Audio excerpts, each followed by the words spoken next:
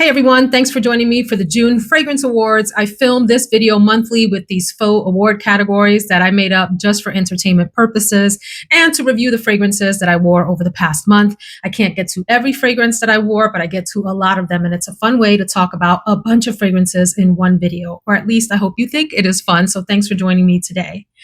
June was an especially stressful month work-wise, as was May, and something unusual happened in May. I got out of my house to work events.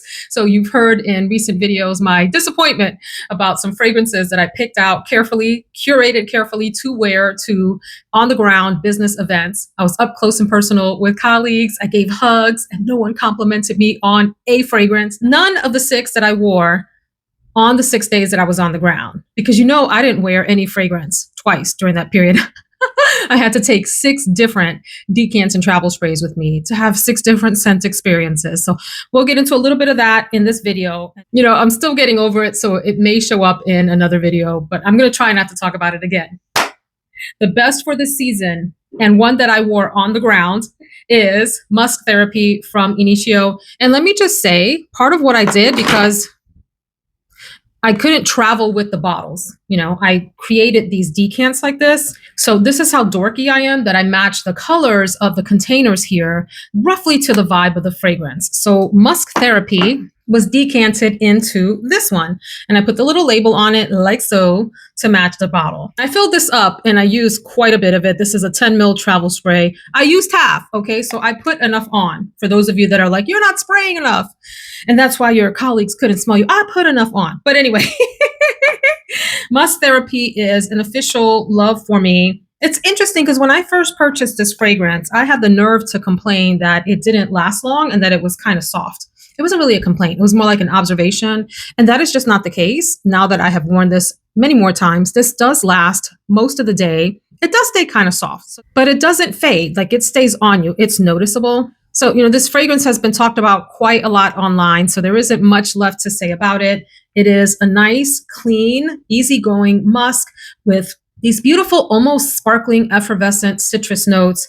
It is bergamot and mandarin orange. Those are the primary notes. There is some sweetness from a black currant and, some florals, a little bit of sandalwood, but it is primarily, in terms of the experience of the person smelling you, they're going to pick up a light musk, a light, clean, almost soapy feeling musk, and those bright, sparkling citrus notes that make this a really mass appealing fragrance. Easy to wear. Obviously, you won't offend anyone. People may not even notice you're wearing it, but very easy, like white t-shirt and jeans type of fragrance and all of that. Easy day to day, but it's also like an elegant everyday fragrance. So Musk Therapy, best for the season here, as it became a lot warmer in June, particularly towards the end here in Central Virginia. We started to get into the 80s, which is for us warm. Speaking of easygoing white t-shirt and jean fragrances, another fragrance that I took with me on travel is from Clean Reserve, and this one is Skin. I've been through a couple of bottles of the smaller one. I think it was in a purple container. And that one was just a little bit stronger, I think, than this Clean Reserve version. This one I matched to this container because it's a little bit warmer than the Musk Therapy, which is really that sort of white, clean musk. This one is, as the name implies, imagine skin that is slightly sweet. I believe there is a praline note or something to that effect in this fragrance that lends some sweetness. And it says on here that it's in the family of a floral musk. I forget what the floral is that's in the fragrance, but it's light and it's clean, and it's more than anything like a warm smell. Warm, molecular type of woody, musky smell with a little bit of sweetness to it. Very easygoing, very sort of close to the skin, as it would imply skin. So someone should be able to smell it if they hug you. Didn't happen for me. No one said a word, but I also did not offend with this. And it's one that I enjoy wearing. I think it smells really good. And I love the way that this warms up and meshes with your own skin chemistry as you wear it. It's like it becomes a nice second skin of just this sort of warm, clean, hug in a bottle deal. Next up is the best special occasion fragrance. And, I love the bottle. The bottle feels very special occasion to me. And my husband purchased this for me, so it feels extra special because of that. However, I also would not hesitate to wear this to an evening affair or a special occasion, well, as the category would imply. And it's Rouge Malachite from Armani Prive. I do enjoy these bottles, this sort of cloud-like, swirl effect on it, and these oddly shaped tops I think are really interesting. The fragrance is mostly a warm ambery tuberose with some spices. And I think that it presents very elegant, sophisticated, and mature. Great date night. I think this has mass appeal to people around you. And I'll talk about this fragrance again in a minute because it's been compared to another one in the lineup here. And I don't think that they're similar. And I want to make sure that I share that with people. I love that it is long lasting and projecting and will be noticed in a room. If you want to know what this smells like, a similar one is Soleil de Feu. And then it does have some similarities to Quattro Pizzi, spoiler alert, which I'm going to talk about next, but they're not the same. There's some similar aspects to them, but this one stands alone. And it wears just really nicely, very elegant fragrance. And I will say this is a mature scent.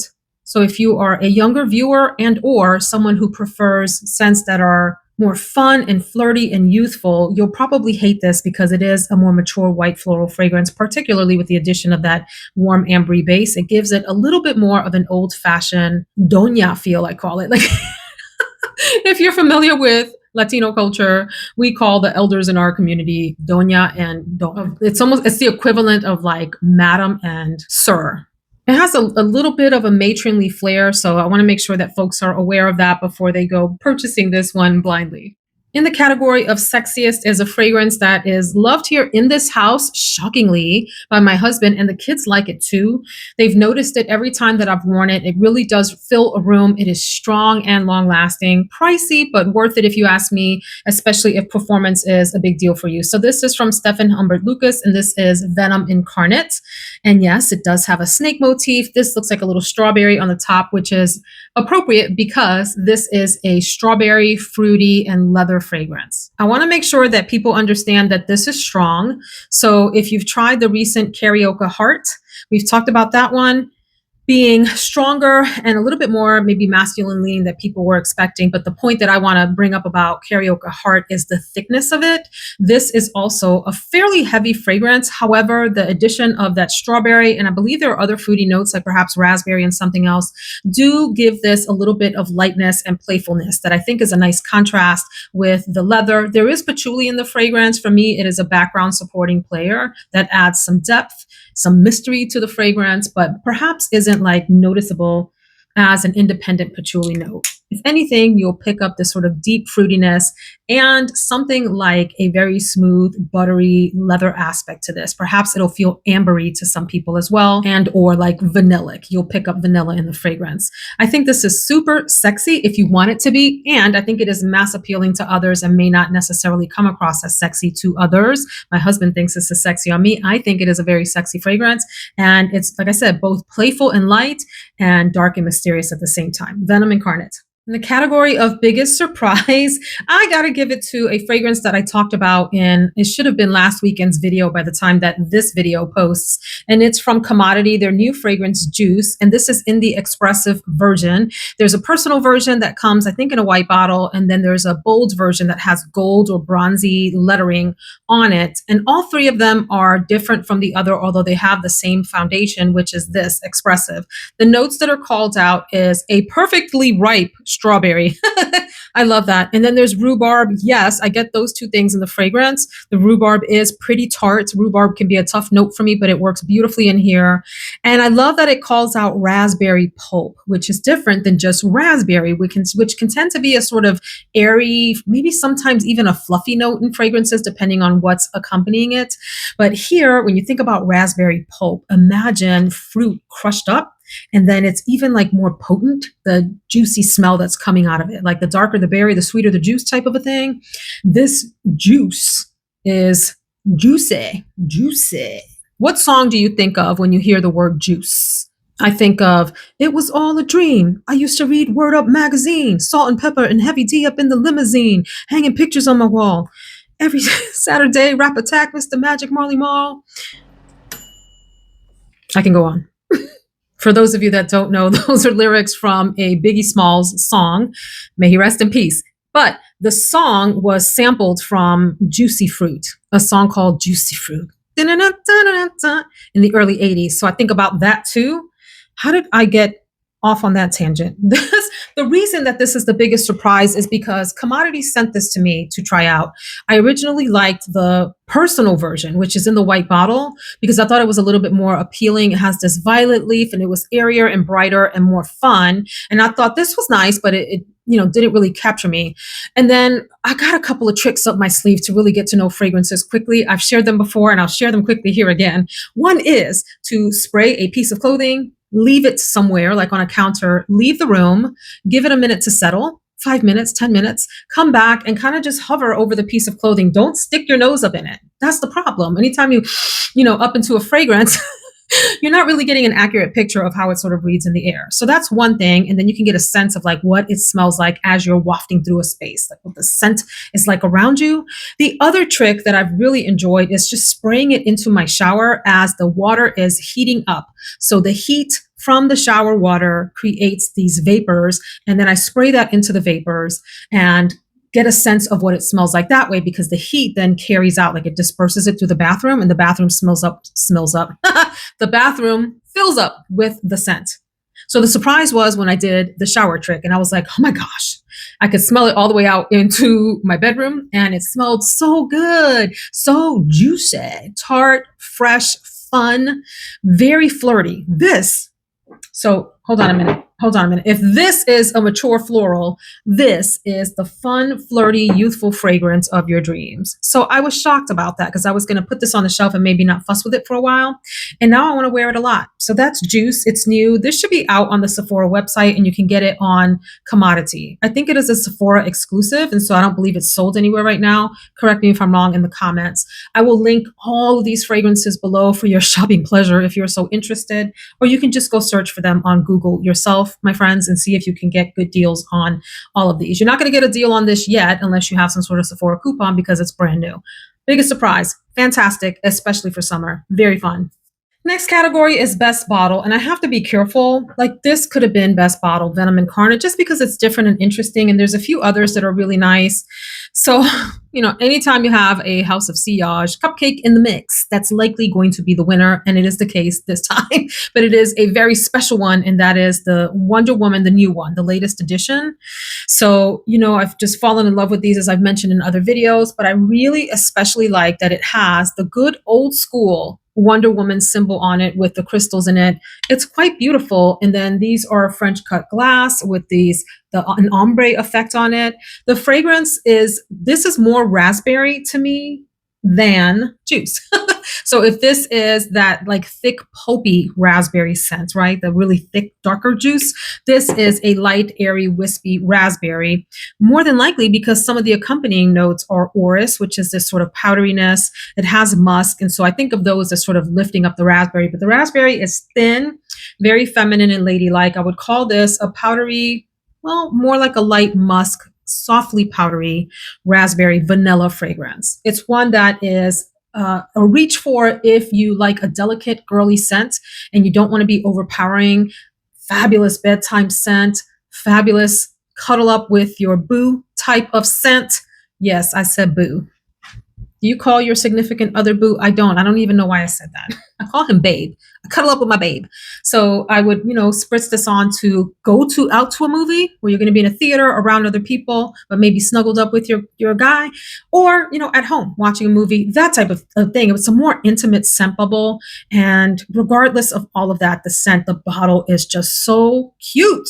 And I love me some Linda Carter. Who didn't want to be Linda Carter as a little girl? I wanted to be in the booth. Did she go to a booth? I don't even remember. I know she spun around. She would spin around and then she would come out as badass Wonder Woman. I do like Gal Gadot as Wonder Woman also. Gorgeous woman. I mean, she did a phenomenal job in her role as Wonder Woman, but good old school Linda Carter, can't beat that. Then in the category of worst bottle, I mean, how beautiful is the best bottle, but then look at Phantasma here from, I have trouble pronouncing this house. Le Liquide Imaginaire, or let's just go with Liquid Imaginaire, okay? Imaginaires. So it's, I have Blanche Bet from this house also. It's the disproportionality of proportionality. Did I make up a word? Disproportionality. Disproportionate ratio. Let's just go with that because I know that's accurate between the cap and the bottle. I will also say I've had a moment with this fragrance. So let me describe what the fragrance is. You have tea. There's a tiny bit, a hint of fruitiness and rice, a rice note. Also some musk. And so think of like a really strong tea. Let me just say, I'm having trouble with this fragrance. And the reason I'm having trouble with this fragrance is the more that I wear it, the stronger the tea note becomes. And it's starting to read like tea that has steeped too long. You know what I mean? When the bag has been in the hot water for way longer than it was supposed to. And so it has just this little hint of bitterness in it. And that comes across in this fragrance. It doesn't translate that way on skin very much, more so as you're, sniffing from the atomizer, but it's there. There's a little bit of that. And then it smells kind of like a lightly toasted rice in the background with some hints, like I said, of fruitiness. So this has changed some as it has matured on my shelf, if you will. And I'm not sure that I'm enjoying this as much as I was before. So this is one that is likely going to go on sale on Mercari. If you like this and this is your thing, maybe you want to get yourself a good bargain. Or if you know someone who likes that idea of a really sort of overdone tea, like, I don't know who likes that. Someone out there must love that. Maybe this is for them. But the reason I'm bringing this up is because it is the worst bottle, at least for this month. It's just a very unattractive fragrance. It looks like it's trying to be a cup, like an athletic award cup or a chess piece that went awry. I don't know. I think this has to go. I think. Next category is the favorite blind buy. And this one was a recent blind buy. I just used this category for something that I had not sampled before, even if I purchased it a while back and wore it in the recent month. This is Casa Blanca from the House of Beau. So I did a review on the House of Beau along with the House of Whittian. The thumbnail looks like this, and I'll link that below if you're interested in checking it out. In fact, I would say check that video out if you're interested in looking at this house, because these are super pricey fragrances. Right now, this is sitting out on the House of Beau website, 75 mils, so not even a full 100 mils, at $365. Holy cow. So they do have a 15% off deal when you first sign up. And sometimes these will show up on sale elsewhere. You can go to a retail site, let's say Saks Fifth Avenue, and they may be having like a 20% off of fragrances sale. And if you go to the House of Beau website, there is a little video that portrays for you the feeling that the perfumer wants you to get from this fragrance. I love the top on it, by the way. This could have been best bottle. I mean, these bottles are very handsome. It's classified as a woody, fruity fragrance, philosophic, impeccable, and smoky. I don't get smoky from this fragrance. I get like this white suediness. Now that I'm sniffing this, fig is one of the key notes in the composition. It's interesting, like not until I sniffed it for this video did I ever even pick up the fig. Maybe like hints of it, phantom hints of it in the background. Now I get some of the creaminess and somewhat sweetness. Fig is not an overly sweet fruit. In fact, it's a little bit watery. We have a fig tree, or fig bush rather, outside. It's a bush. We call it cousin it because it's kind of hard to maintain, but we have one in our little garden outside, if you want to call that a garden. But the description on here talks about a blend of creamy minerals with white elements, perfectly textured with exquisite smoky fig notes. For me, the simplest way to describe this is if you enjoy the scent of shave cream, just white shave cream, imagine that was made feminine by some soft touches, the addition of some maybe semi-sweet, creamy notes, and there's an added suede. Suede, for me, comes across in this fragrance like a white suede. If white suede had a smell different from any other color suede, this is what it would be. It's really, really an interesting fragrance. Not for everyone. My favorite blind buy because it's intriguing. It keeps me coming back to sniff it. I like the bottle. I enjoy the presentation. I enjoyed wearing it. It's fairly strong. So I talked about the House of Beau fragrances being softer in that other video where I talked about them. And so in some ways they are, but I sprayed a lot of this and it came across strong the day that I wore it. And it lasted pretty well. I probably would give it a 6 to 8 hour wear. I will say while I'm on this, I'm trying not to include multiple fragrances from the same house in a video. I did wear my travel spray of Bonbon from the same house. That bottle looks like this. In the video where I reviewed the house, I mentioned that I was happy with my little travel spray of Bonbon and I wasn't going to purchase one. Well, I lied because I wore Bonbon to sleep. And I didn't spray a whole lot, just a few spritzes. And my husband loved it. And I was like, oh, part of the reason that I wasn't going to purchase it in the first place is because on initial spray, again, we were doing that number, you know, with it when it came to our house for the first time. And up close, it's maybe a little spicier than I was hoping for, but the magic was in the air. So he was loving it to the point where he was like, you really should buy yourself a bottle of that. And so guess what I did? I bought myself a bottle of it. I forgot what discount I got where, but rest assured, I went to somebody's website and got somebody's discount for Bonbon. Let's move on. In the category of not a safe blind buy, and you'll hear about this again in an upcoming video about elegant summer fragrances. And I put this at the end of the video because it is really a risky fragrance. And let me just share why. So this is Oud Zanzibar from Blend Oud. I can see why this fragrance is beautiful in its own right. I have a little bit of a challenge with it in that there's something in it that leans a little more masculine than perhaps I'm comfortable with. Like the, sort of fougere, barbershop-y, shave creamy aspects of this I can tolerate because it's rounded out by some feminine aspects. And in that way, this comes across quite nicely on me. This one, it can be either really fantastic or just slightly harsh for me, and I can't make up my mind. So I am not sure if this will stay. I do recommend this to people that like the following description. Very heavy at the top on these melon notes and some citrus. So think about summer melons, like your honeydew, your cantaloupe. What other melons are there in the summer? Help me help me out. I know that there are a bunch. Think tropical melons and then some citrus as right behind the melons. And as it settles down, it becomes woody. It has a little bit of patchouli in it. It's a very interesting fragrance and beautiful in its own right. I'm not sure if it's too strong for me. I had to temper this when I wore it with something else. And I am forgetting what the heck I paired this with. I want to say I paired it with some other citrus fragrance to enhance the citrus aspects of both. But I can't tell you that I remember. Sniffing from the cap, I can see that this is a beautiful fragrance. It's super strong nuclear, very long lasting. Have you tried this? And if so, let us know your thoughts. Please share in the comments. I'm very curious what other people's experience with this fragrance has been. Okay, y'all, here is where you throw tomatoes at the screen if you're a lover of this fragrance. And this one has a cult following. And because of that, I wanted to get to know it more as well. Did I mention the category? It's called Overhyped, this category. Now, before I share with you, just know I'm likely going to pick up a bottle of this. Because I did grow to like it. Although I think the enormous hype that it gets is maybe a little bit much. Let's chat about it in the comments politely. This is from Labo and it's another 13. So you might remember that I had a little decant. My son and I tried it in a video a long time ago and neither one of us could really smell it. Well, he smelled it and did he say he couldn't smell it? I think he said it smelled like wet dog or something. He's so silly. He was a very young teenager at the time and trying to be comical. Now, so many people love this and rave about it. And people want to fight me in the comments about it. I was like, I'm going to go on and try this again. So Scent Split sells these little 5 ml bottles like this. If you don't want to get a full travel spray, by the way, I love me some scentsplit.com. They have the 2 mils and then they also have the godforsaken Dabber 1 mils if you want to spend very little, but I don't recommend these. I recommend getting at least 2 mil or maybe this size up, which was enough. There's a little bit left in here. I did wear this on a plane when I was traveling and for the first day of the event. And I do think it smells nice. I do. It is a nice molecular fragrance. There's a little bit of sweetness to it and a little bit of woodiness and just as ever so slight, very sort of thin muskiness.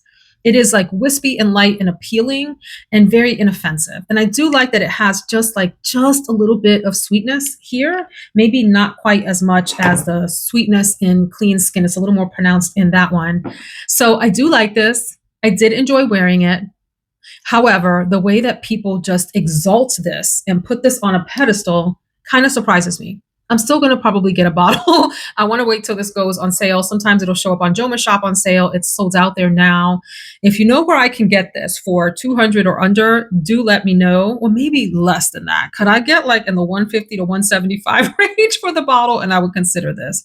Let's revisit this when I get a full bottle. But for right now, I still declare that although this is nice, it is a little overhyped, y'all. Let's go on. So this one is in the hidden gem category. I think some people knew about it a while back, but I haven't really heard anyone talk about this fragrance. And on occasion, I will consider decluttering it and then I spritz it and wear it. And I'm like, I can't. I really enjoy this. Oscar de la Renta, and this is Bella Rosa. Let me pause and say that there is a fragrance in this line. There's a white one that's really pretty too, by the way.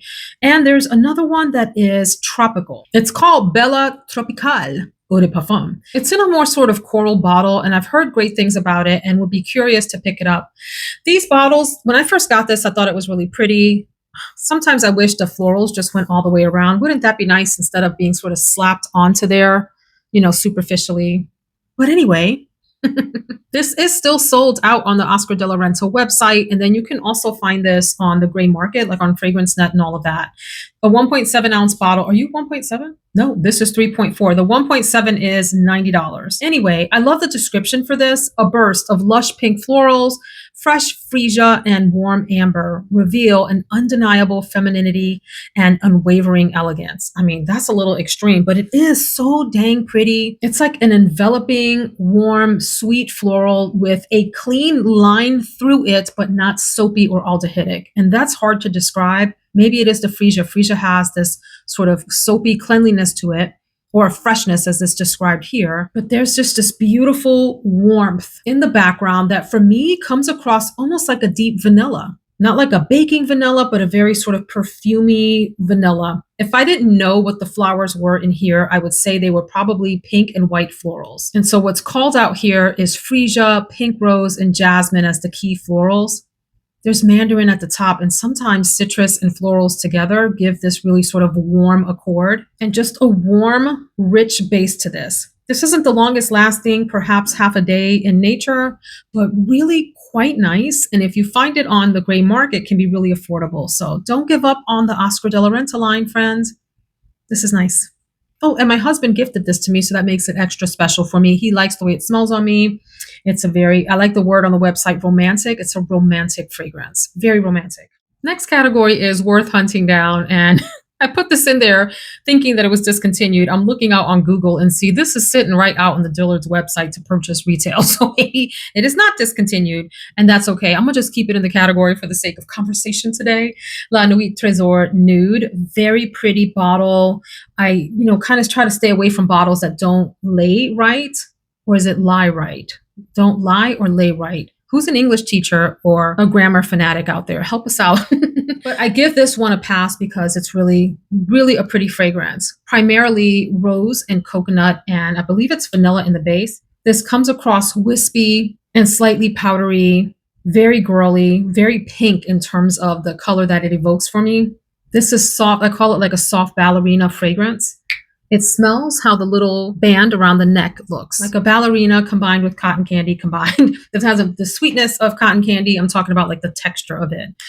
A nice fragrance. The coconut is subdued. I wouldn't call this like a summer heavy coconut fragrance by no means, but it does lend some sort of depth, roundness, and creaminess to this. That's just really pretty. So let's give this one some love.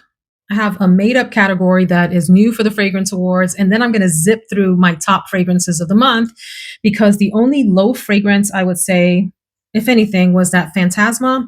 And then the rest of them I like. Maybe the two that I'm going to talk about right now are middle-ish, only because of the experience that I had with them. Let me just get into what I'm saying. I'm going to make up a category right now that is temporarily retire, only because the next two fragrances are ones that I have worn for years. And I had the nerve to wear one, which is way too heavy, in June because I was craving it. And then I wore it, and then I like sickened myself of it for a minute. So we're going to put this one away. And then the other one, a similar type of thing happened, but they're still beautiful. And at least one of them is going to stay for the long term. So the fragrance that I'm talking about, that is a keeper, but I probably need to put on a back shelf somewhere, maybe until the depths of next winter. It's Dune from Dior, which is a fragrance that I just love. I crave this fragrance. I think about it. I love this bottle. I almost put this in the best bottle category. And I have had a recent obsession with Timothée Chalamet, and the movie Dune 1 and Dune 2 with Zendaya. Oh my gosh, love the whole cast. We recently saw the movie again with our kids here at home. My husband and I saw it separately, and then we saw it together as like a family movie night. And I fell in love with the cast all over again. The storyline, I cannot wait for Dune 3 to come out. And I had this hankering then to wear the fragrance called Dune to match the movie experience. The way that this is described on the Dior website is a little shocking to me. It is described as an oceanic fragrance. I mean, like, are we talking about the same thing or is something wrong here? An ocean, let me try the Dior. I'm on Dillard's website. Hang on a second. Let me try Dior itself. Same description. This is not a mistake. I'm on the Dior website. An oceanic fragrance created in harmony with nature. This radiant, fresh, and subtle accord captures the landscape where the sky meets the sea in a warm oceanic floral bouquet. Absolutely not. I don't know who created that description and what they're smelling. For me, it feels like a woody amber fragrance. It's so heavy and it's so warm in the same way that Dior Addict is. Like they're not the same, but in terms of like the density and the heaviness of the fragrances, it can be very, very cloying for me if you overspray this. And I spray a lot. So I sprayed myself down. Well, I didn't get too crazy. That's a lot. Maybe like 6 sprays, but I still think that's a lot for this. When I think about wearing this fragrance, I imagine a chunky sweater that is very soft and it has a turtleneck on it, like a soft turtleneck that just kind of grazes under your chin, and you have spritzed your décolletage. And there's that like warmth of your skin meshing with this because there is this like warm skin thing in this fragrance. And there's a very sort of solar aspect to it.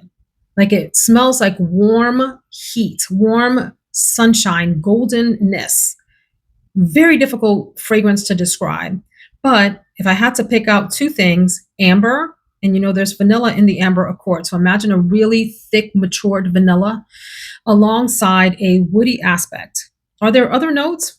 Sure. Do I pick those out? No, those are the 2 things that stand out to me. And it smells like fragrance that you've worn for a long time, as in it's the end of the day, your own sort of skin musk and chemistry has meshed with that amber, woody, solar aspect. So I don't know what's happening with the description for this, or maybe I'm just crazy. And I do love this fragrance. You can see you don't need a whole lot. This is a newer bottle. This is actually, I think, a second bottle. I had the original formulation of this. I still think that this is beautiful and competitive with the original formulation.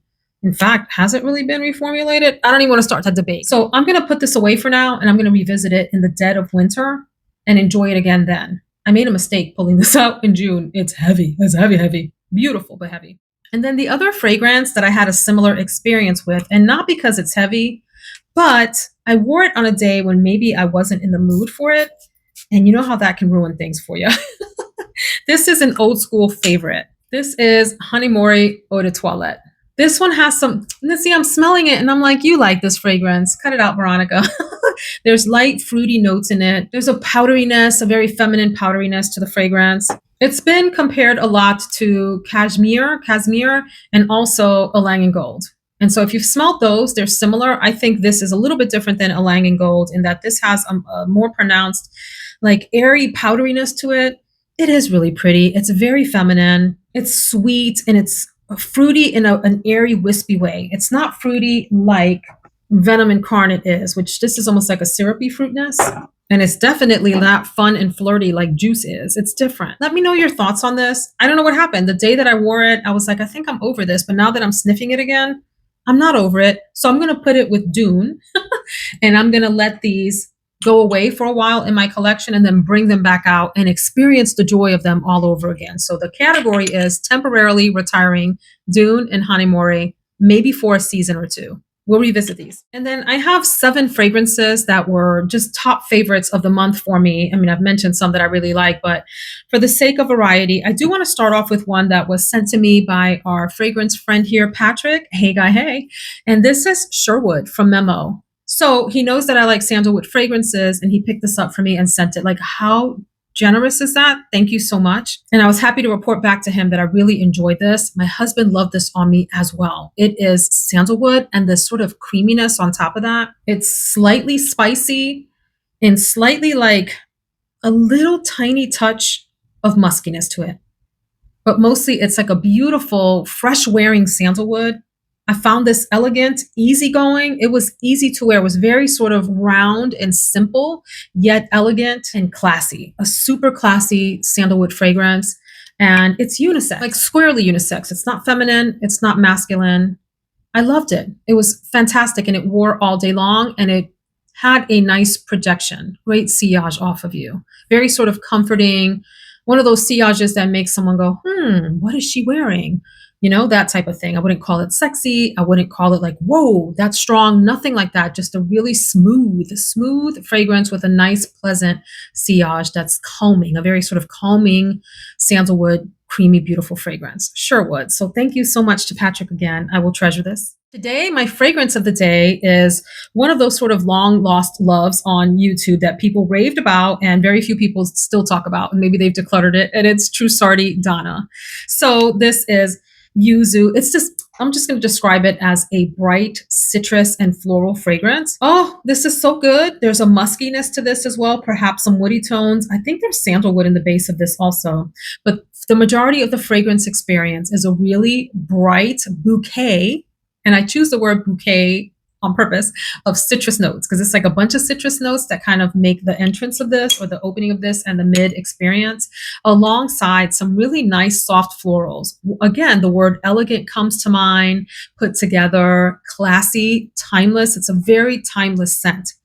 In the same way that Coco Mademoiselle is, although that one is not as wearable for me because of the patchouli aspects of that. And there's something else in there that's a little bit headache inducing for me. But if you think about the most elegant aspects of that fragrance, you get a similar sense in here without the patchouli base, and perhaps replace that with something a little bit like a softer musk and that sandalwood. So beautiful. And it even has like this soft sweetness to it.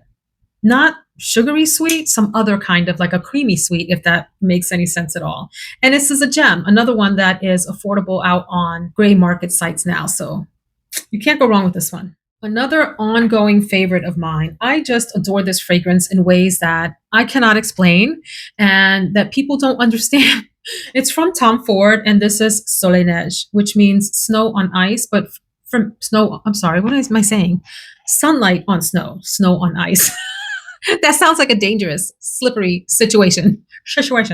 What stands out to me is a light, bright citrus, a thin, very sort of refined citrus. Sometimes when people think of citrus, they think of astringent notes or they think of sharp notes. This is the smoothest, nice, thin citrus at the top, a nice floral middle, orange blossom, I believe, and some other florals. And then what I love about the base is this gorgeous vanilla. And this comes across so inviting and friendly and easygoing. Like, this is the person in the room that's just never bothered and is always in a good mood. That's what this fragrance is. This is another one that I take on travel, and I have gotten some compliments on this, although I didn't get any on the last trip. So I have the Tom Ford travel spray of this, and it's one that I will continue to buy the spray of because it is like an ongoing perennial favorite. Soleil Neige, one of the most beautiful, simplistic, yet elegant fragrances in my collection. I've talked before about my love for Moon Carnival from Wilhelm Parfumerie. I love this bottle. This almost made it into best bottle category, but it's a hockey puck, and you know, it takes up a lot of sort of sideways room and front to back room in your collection, and that can get a little bit of annoying. But the bottle is unique and different, as are all the ones from this line. This is, you have to be a tuberose lover to enjoy it. It's similar to Florence from Tocca. It has like, the vibes are the same. Beautiful tuberose with a nice powderiness, and there's a marshmallow note in this fragrance that sets it apart from Tocca. But if you think about this one, Tocca, and then the Kim Kardashian one in the black bottle, all of those have similar vibes in that there's some powderiness, and definitely tuberose as a star player, a slight bit of bubblegum nature, and it's feminine and it's bright and it's fun, not very long lasting, 4-ish hours, but it's so pretty when you first spray it on. You feel feminine and light and pretty, very pretty and ready for the day. Moon Carnival, and I love the name of this. I wore and I had a travel spray of this too and didn't get any compliments. Armani My Way Nectar, which you're probably tired of hearing me talk about. I enjoy this so much that I wonder if it's going to replace Still by Jennifer Lopez as my signature scent. I'm having the same conversation though with Donna Born in Roma Green Extravaganza, because I love that one also. These are newer releases. This is such a pretty watery pear with a very easygoing tuberose, and maybe some other florals. Is there rose in here? And I don't remember what else. But I love the sweetness of this. I love the bottle and the translucent pink on it. I spray this on and I feel like I just have this, the reaction that I have is, oh, oh, I really like it. I really like it a lot. It feels comforting. It feels sweet. It feels like a nice, fruity floral hug in a bottle. And I can't get enough of this. So this is one of my top for the month and top for the year. I recently filmed a video that was like best of 2024 so far. And this was in the number 2 slot out of the 10 that I had in that video. I also really enjoyed Fugazi Angel Dust, which was sent to me to try out by Twisted Lily. And I talked about in last weekend's video. I love that this is also a little bit like molecular in nature, kind of like Another 13. So Another 13 is a little bit sweeter and lighter in texture. This is thinner as a fragrance. This one has a tiny bit more heft and a little bit more of a powdery aspect to it. There's also something in this fragrance that's a little meatier than Another 13. I feel like there's just subtle soft woodiness in Fugazi. I wore this to bed one night and had no regrets. And I've played with it since then, kind of spritzing here and there, like before I shower or maybe right after, before I choose like a full scent of the day, I might spray on my hand or whatever. And this is really neat. I love the name Angel Dust. And yes, I realize that that has different meanings. For me, I'm just going to take it as a nice fragrance sprinkled on a pretty girl. Okay, that sort of thing. Really neat fragrance. Gives me Victoria's Secret vibes with a touch of woodiness. And sometimes woodiness in women's fragrances adds this sort of sexiness and allure. Fugazi Angel Dust. 2 more. Let's talk about Quattro Pizzi from Xerjoff. And so when I first tried this, I liked it and wasn't sure how I felt. So I went ahead and did a full day wear. I mean, I tested it a few times after that, but then I did a full day wear. And I'm talking about like I went ahead and sprayed myself down. This was a hit in my house. I am shocked. I thought folks in this house were going to be like, we need you to go wash that off. Because it has some bizarre tinges to it. So the fragrance came across as tuberose, amber, a touch of greenness, and spices. It's rich and it's deep. There's coconut in the fragrance too. If you didn't know that this had coconut in it, you would not sniff this and go, I pick out a coconut. You also would not know to pick out a tobacco note, which is also in the fragrance. But think about those as adding both creaminess when you think about coconut and maybe a little bit of sweetness. And then whatever tobacco is in here, that's just some allure. It's not pronounced. This is an amber tuberose, slightly spicy, slightly green fragrance. And it was a big hit. My husband couldn't stop sniffing me and talking about how wonderful this smelled. So that kind of shocked me because I thought he was going to dislike it. Now, it has been compared to Rouge Malachite. And someone asked me, do I think that these are similar? There are similarities, but I think they're different enough to have both. This is a different kind of spiciness than this fragrance. And the ambery aspects of this are maybe deeper and a little bit darker than they are in Rouge Malachite, in my opinion. Okay. And then somewhere in this lineup is also Soleil de Feu from Tom Ford, which has amber and spices. And I believe the floral in there is a tuberose or something close to that, some kind of warm floral aspect to that as well. Am I remembering that right? Because I haven't worn that in quite a long time. But these are different to me. These are different. There are similar aspects. And they're both beautiful in different ways. There's a distinct but subtle greenness in here that I don't get in Rouge Malachite anyway. Okay. And the last fragrance that I would like to talk about in this very long video, thank you so much if you're still here. I really appreciate your willingness to listen to me go on and on and on about these fragrances.